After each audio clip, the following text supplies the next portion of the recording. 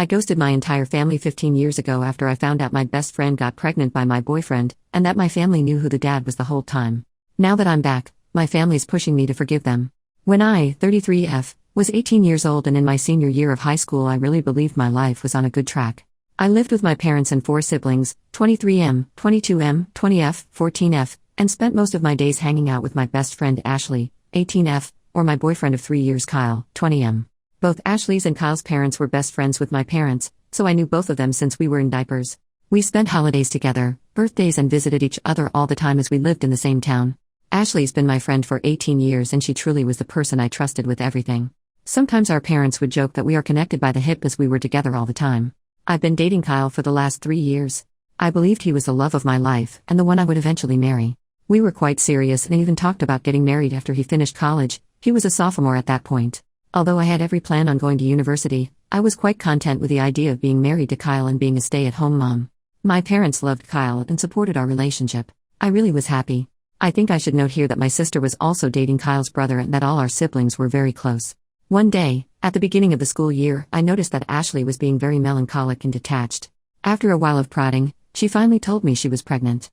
I was very surprised because I didn't know. She and her boyfriend broke up a while ago and I didn't know she had anyone else like that in her life. I asked her who the father was and she didn't want to talk about it, but in a way implied that the ex was the father. She was absolutely distraught, so I dropped the topic and just consoled her. I was with her when she told her family, and while her parents were disappointed, they promised to support her in whatever she decides. They tried to make her share the dad's name but she refused and made me promise to stay quiet. They did not know she had a boyfriend at one point. I was there for her for the next 9 months. I went with her for an ultrasound and doctor's appointments. I was there for her when she was bullied in school for being pregnant. I helped her set up the nursery. I was there when she was sick or just felt down. I held a baby shower for her, went shopping with her. I even took some parenting classes with her. We chose names together and she even asked me to be with her in the delivery room when it came time. I noticed that the pregnancy was really taking a toll on her emotionally and physically, and I tried to support her in every way possible. She was my best friend, always there for me, and I loved her. About 2 weeks before her due date, I went to the mall to run some errands and ran into her ex. Although I promised never to contact her, the knowledge of my friend's emotional state sent me into a fit of anger and I confronted him. I gave him a piece of my mind, told him what a piece of shit he was for leaving his ex pregnant and alone and not caring for his unborn child. He was shocked and said that he had no idea what I was talking about. Ashley never told him about the pregnancy, and when I told him she was 9 months pregnant at the time, he said that it was not possible for him to be the father as they broke up over a year ago and had no relations since then. I was confused but apologized for yelling at him in the middle of the mall. After that, he became snarky, said some nasty stuff, and mentioned that maybe I should ask Ashley's friend Kyle if he is the daddy. I didn't really think about his words in any way.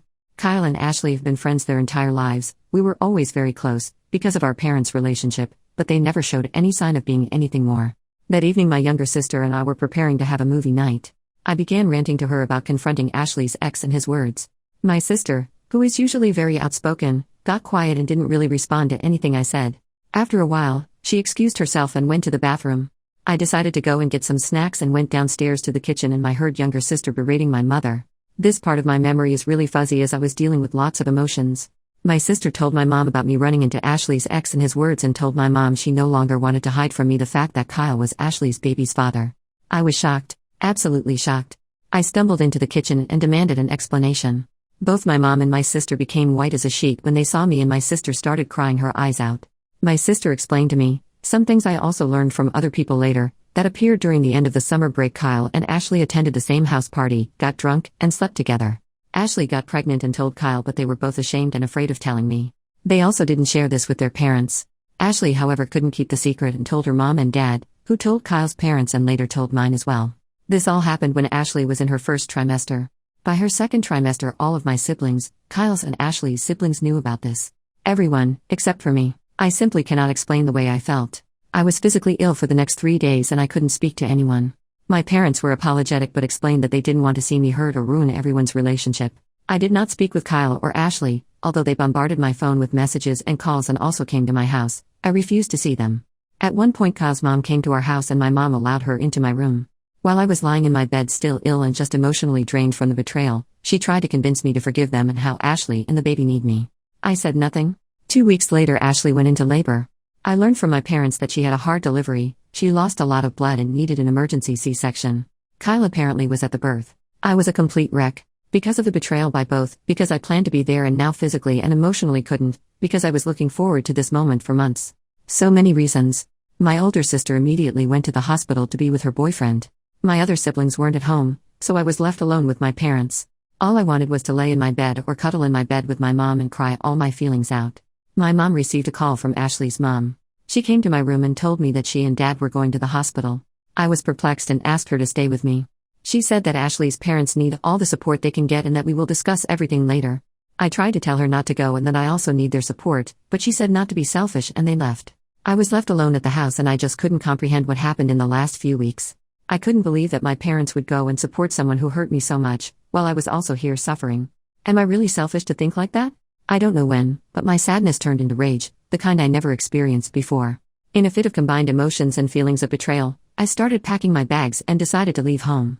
It didn't take a while, but I started having second thoughts and just sat in the living room feeling empty. After a while, I received a text from my sister. The text said that Ashley gave birth to a healthy girl and that they were both okay. She attached a picture of the newborn and told me they named her Sarah, the name Ashley, and I chose some months ago. She sent a second text a while later, telling me that my parents and she were going to join Ashley's and Kyle's parents in going to a bar in the town to celebrate. I don't remember much after that. I think I was just consumed by everything and my memory is very foggy. I left. I took a train and left. I stayed at a hostel in Phoenix for a while. I got a job at a store and planned to finish high school there. My parents, siblings, Kyle, and Ashley tried to contact me. My mom was sending me a panicked voicemail, demanding me to come back. They also reported me as a missing person, but I don't think it went anywhere as I was 18. Anyway. Soon afterward I met Dean, 21M. He also lived in Phoenix and had a complicated relationship with his family. We really connected and became friends soon after. He helped me a lot at that time. I struggled. I had no idea how to take care of myself or how to literally be an adult. He introduced me to his group of friends, helped me finish high school. I moved in with him and his friends. He helped me deal with my pain. I really struggled at one point and also had some regrets. I wanted to see a therapist, but I most definitely couldn't afford it. He was there for me and supported me through everything and I don't think I would have lasted long without him. We began dating after a year. He inherited some money from his grandpa and decided to move across the country to the big city. Although we weren't together for long, he asked me to go with him. I was a bit reluctant because we both had a lot of emotional baggage and I was still very insecure in my situation, but I did go. We moved, got jobs, and tried to survive. Soon after my 21st birthday, we decided to get married. It was a crazy, spontaneous decision, but we did it. I enrolled in university and Dean helped me pay for it.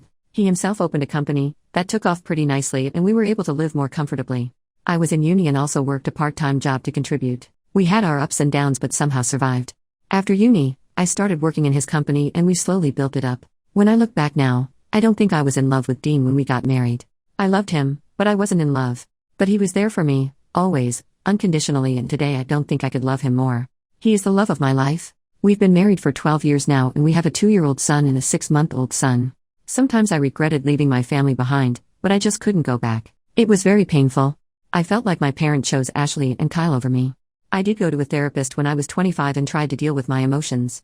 Last year, at the beginning of the pandemic, I received an email from a 14-year-old girl named Evelyn. She explained that she was my niece, my older sister's and Kyle's brother's kid. She knew about me and wanted to meet me. Although I was reluctant to speak to her, we did exchange some emails.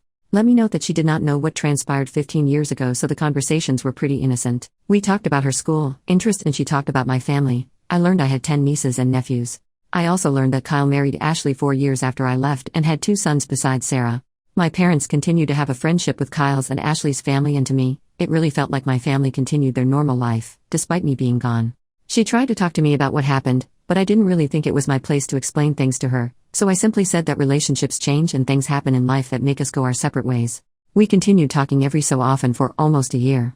In her email, this January, she expressed how the pandemic had a big effect on her entire family and how my parents were struggling to keep their house and both my brothers lost their jobs and struggled to keep up with the cost. I was surprised at her knowledge of this as she was only 14, but the hardship was also causing tensions between her parents. I started to deal with a lot of guilty feelings and regrets. I also just had my baby, so that was causing me lots of emotions. I talked to my husband and he was very supportive and told me that he would be there for me for whatever I decide. We are financially stable and thankfully the pandemic didn't have a great impact on our finances. We are not rich but are able to live comfortably. After learning some more details and talking with Dean, we decided to help my parent with their house. A week ago we flew back to my home state. I saw my family for the first time in 15 years. I had so many emotions, regrets, pains from the past, feelings of betrayal. My parent was, I think, relieved to see me. It was just such a weird day. We had a lengthy conversation and agreed to try and have some sort of cordial relationship. It's been so long and I am very awkward with them. Sometimes they feel like strangers. Dean and I spent a week there and we continued to have a conversation, and I truly believe that we were on a path to having a friendly, yet distant relationship. But that my mom started insisting I have a sit-down conversation with Kyle and Ashley. She explained that she wants to go back to the way things were. I told her I refused to talk to them. Although I moved on, I simply have no ties with them now and don't want to rehash anything with them. I told her I am prepared to try and establish a relationship with them as they are my family, and I truly came to care for my niece, but that I don't want anything to do with Kyle, Ashley, or their family. I never demanded them to cease their relationship with their friends, but I don't want one. Dean supports me. My mom called me selfishly and said that I simply must try and heal our relationship. I told her I will not negotiate and that it's on her to decide whether or not she wants to have a relationship with me. She said okay. But 2 days later I received a phone call from Kyle's mom. I never gave her my number and she demanded, I talk with Kyle and Ashley as my return caused tensions in their relationship and their emotional health. I hung up. I called my mom and confronted her. Apparently, she gave that woman my number to heal our family bonds. I told her that she is choosing them over me again. She cried and yelled at me that I am selfish and that she just wants her family back. I just hung up. It's been days since I spoke to any of them, although my mom and Kyle's mom keep on calling. Although I think I am right and I believe I should prioritize my well-being and the well-being and happiness of my husband, who has been behind me 100% and even told my mom off, and my sons, I am starting to have some regrets. I don't know if I should listen to my mom and speak to Ashley and Kyle. I question whether I was overreacting 15 years ago. I'm questioning whether I'm truly being selfish for not actively trying to repair the relationship. I would really appreciate any advice or opinion on what to do in this situation. Suddenly I am questioning the entire course of my life. I am so lost and I don't know what to do. First update, my gosh, it's been 2 years since I posted this. A lot of people have been asking me for an update. First of all, I want to thank all of the wonderful people who have been sending me updates and lovely messages. I'm truly grateful. A lot of things have happened in the last few years, not all great. Without making this 100 pages long, I never mentioned my little sister in my original post. Her relationship with my parents went downhill after I left home, and she went no contact with them when she was 20. I received her number from our older sister, and although it was awkward at first, it's been 15 years after all, we did start speaking again. She was very angry at me for leaving.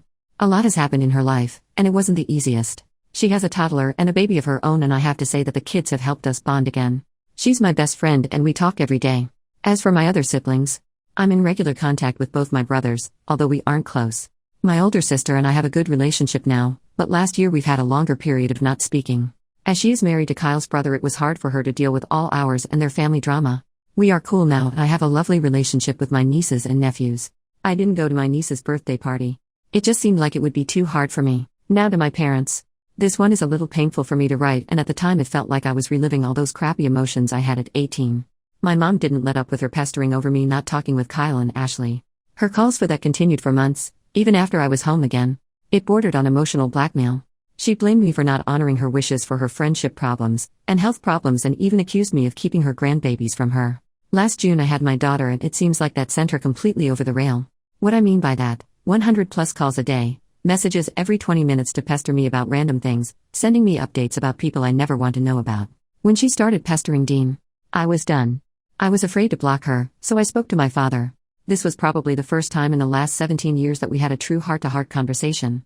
I was emotionally drained, tired from caring for 3 children, and just over everything. I've probably poured all my feeling and emotions onto him. I don't know what happened to them afterward. He doesn't speak much about it. Her calls slowly ceased and something else must have happened because in August he filed for a divorce. My father and I are in regular contact, although I don't think we'll ever be back to normal. Mom is devastated. In August her calls became insane, and apparently not just with me. I've changed my number since then, and as of February, she has not been able to reach me. I've been told by one of my brothers that she has problems with anxiety and depression, and lost a lot of friends. I don't really know whether or not she continues to have a relationship with Kyle and Ashley's family. I don't want to have anything to do with her anymore, nor do I want her near my kids. The things she said to me, about me and about my husband, whom she really doesn't know, and after 15 years of no contact is crazy. Although I regret not having a mom, I feel like trying and fighting to repair the little remnants of our relationship would be a waste of my emotional energy and just pure torture.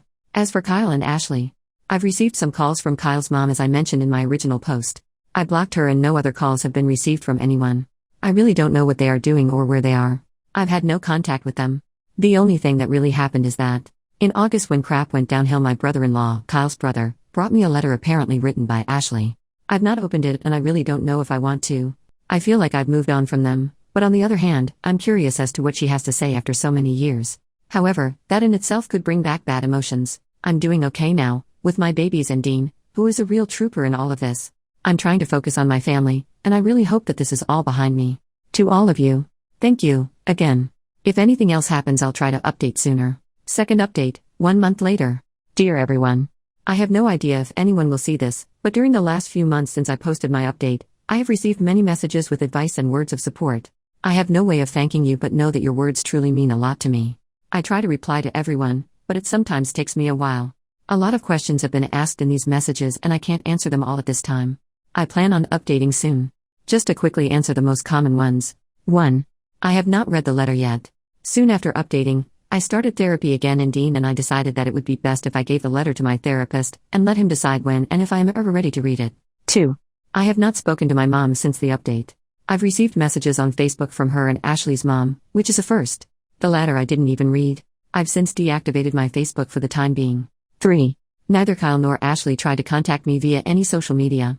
The only thing I know is that Kyle was asking my brother-in-law for my address or number, but brother-in-law refused them. That's when Ashley gave him the letter. Brother-in-law is in no contact with his family at the moment. 4. They are separated as per my brother-in-law, but he does not know whether they are divorced or not. 5. Last week my dad was in town. He does not know my address and has never been to my house. For the first time in almost 2 decades, we had an open, honest conversation. I have to admit it was a lot and I was not good for a few days afterwards. But it was necessary.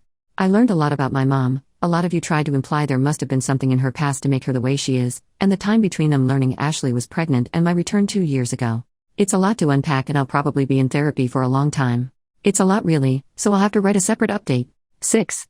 Also, my little sister. She was not at fault and I never blamed her for hiding the secret from me. She was a teen and she knew it was wrong, but she was put under a lot of pressure by our mom. After I left, her life was hell and our mom was insufferable and blamed her for a lot of things. Again, thank you for your words of support and encouragement. Lots of you sent words for Dean as well and he has read them. You are right, he is the best and I probably would not have been where I am today without him. Please appreciate your families, if they are there for you in good and bad of course. Call your parents and sibling and tell them how much you love them. In moments like this, we realize how much we undervalue the good people in our lives. Thank you and I hope you are all well. Third update, 2 months later in a comment. Hello. She was never bullied before really, it started after she got pregnant. Our state is pretty conservative, so it wasn't well received that she was pregnant, unmarried, and without a partner. There was no physical violence, people were quite mean and kept reminding her of her mistakes. I don't know if people knew that he was the father, I always just assumed it was because she was pregnant. I've learned from my dad that apparently they weren't hooking up with each other before, but that could be a lie, but apparently she did like him, so it wasn't really just an awkward, drunk one-night stand with just anyone. Knowing this fact would probably kill me back then, but I sort of assumed without being told. Her ex suspected it. They didn't date anymore at the party, but I think he also never liked Kyle, so seeing them together like that was a red flag. I wasn't a party animal, nor was she, but I don't know if they just went that day. I don't remember if they went together or separately, but I'd assume the latter. She did have other friends after all, who enjoyed night outs. The drunkenness part.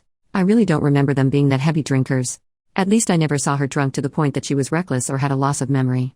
So I never really believed that part much, but I wasn't there. And really it doesn't matter, drunk or not, it was a betrayal. I read some of Kyle's texts back then. I never answered any of the phone calls or anything. I never spoke to them after I learned that he was the father. I kinda regret that now. Maybe it would have been more beneficial for everyone if I gave them a good earful, expressed all the pain, and gone no contact after that, but I just wasn't in the right state of mind and I was sick a lot back then. This current letter is from her and I haven't read it yet. At this point, I believe that my mom is grieving the loss of a tight family and friendship unit that we had when I was younger and mother relationship. She has yet to realize that none of her 5 kids speak or see her. None of her grandchildren see her. None of us, as far as I know, speak to her. That in itself would be the end for me. I can't imagine what emotional state she must be in. We all agree that she needs psychological or psychiatric help. She refused. Dad and eldest brother tried, but you can't convince someone like that.